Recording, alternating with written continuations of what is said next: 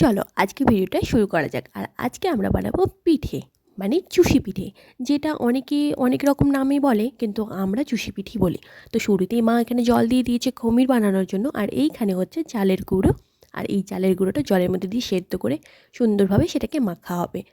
আর মা আজকে উনুনে বসিয়েছে, কারণ উনুনে খুব ভালো হয়, কারণ দুধটা যখন ঘন করা হবে মানে ভীষণ টেস্টি হয় উনুনে রান্না করলে। তো যাই হোক, মা তো সুন্দরভাবে আটাটা দিয়ে দিয়েছে যতটুকু প্রয়োজন। তো সেই মাপ করে এখন আটাটাকে সুন্দরভাবে এখানে মেখে নিয়ে তারপর আমরা সেটাকে নামিয়ে নেব। আমি অনেককে দেখেছি এই চুষি পিঠে অনেকে বানিয়ে রাখে অনেক আগে থেকে, বানিয়ে রেখে রোদে শুকিয়ে দেয়। তো আমরা আজকে রোদে শুকাবো না, আমরা আজকে ডিরেক্টই বানাবো, মানে রোদে না শুকিয়ে এইভাবে করেই বানাবো। তো মায়ের কাছে অনেক দিন ধরেই বায়না করছিলাম। আর যেহেতু পৌষ সংক্রান্তি, আর যেটাকে আমরা মকর সংক্রান্তি বলেও জানি অনেকে, তো সেই দিনই আমাদের এই পিঠেপুলি বানানো হচ্ছিল। না না, আরে না না, একদমই নয়, এটা অনেক অনেক আগে মা বানিয়েছে, মানে শীতের শুরুতেই। আর শীত পড়েছে, পিঠে হবে না এটা তো একদমই নয়। এইখানে মা একদম দুধটা বসিয়ে দিয়েছে, এটাকে সুন্দর করে কিছুটা একটু শুকিয়ে নেওয়া হবে, মানে ঘন করে নেওয়া হবে। আর তারপর আমরা দিয়ে দেবো এই চুষিগুলো। তো এখানে মা আটাটাকে এখন সুন্দর করে একটু মাখবে, মেখে তারপরে শুরু করে দেবো আমরা চুষি বানানো। হ্যাঁ, মরে যাচ্ছিলাম, এই খাওয়ার জন্য বেঁচে আছি আমি। ওই তো আধা মনে হয়ে আবার জিন্দা হয়ে চলে আসছি।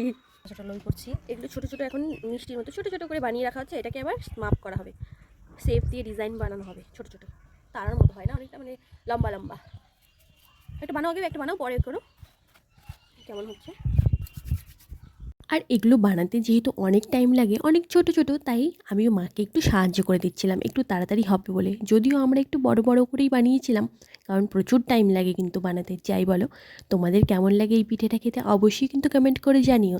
আর আমার চ্যানেলের যদি ভিডিওগুলো তোমাদের ভালো লাগে অবশ্যই পেজটাকে সাবস্ক্রাইব করে দিও যদি একটাই ইউটিউবে কারণ দেখছো। আর যে যদি বানিয়ে না দেওয়া হয় ফলো করে দিও। খেতে দেওয়া হবে না, সেই জন্য না বানালেও আমি খেতে পারবো। এটা একটু হেল্প করলাম তাই। কি বলছো, কি বলছো? তোমাকে দেবে না তো আমাকে দেবে। প্রায় 1 ঘন্টা টাইম নিয়ে মা মেয়ে মিলে এই পিঠেগুলো বানালাম। এবার আমাদের এই দুধটাও পুরো ঘন হয়ে এসেছে কিছুটা এইখানটায়। এবার আমরা তেজপাতা দিয়ে দিয়েছি, কারণ তেজপাতা দিলে সেন্টটা খুব ভালো হয়। আর এইবার দিয়ে দেওয়ার পালা চুষি পিঠেগুলো। আমরা কিন্তু শুকিয়ে নিইনি, আমরা এটাকে কাঁচাই দিয়েছি, না শুকিয়েই। তো এভাবে খেতেও কিন্তু ভীষণ টেস্টি লাগে। আর যারা তোমরা কখনো এইভাবে খাওনি, অবশ্যই কিন্তু এইভাবে ট্রাই করে দেখতে পারো, ভীষণ টেস্টি হয়। আর এইবার কিছুক্ষণ পর সিদ্ধ হয়ে আসার পর আমরা দিয়ে দেবো এখানে চিনি। আর চিনি দিয়ে কিছুটা আস্তে আস্তে ধিমি আছে এটাকে রান্না হতে দেবো। একদম কমপ্লিট আমার রান্না হয়ে গেছে। এবার হচ্ছে খাওয়ার পালা। খেয়ে তো দেখলাম ভীষণ টেস্টি হয়েছে। আর চলো আজকে ভিডিওটা এই পর্যন্ত, টাটা।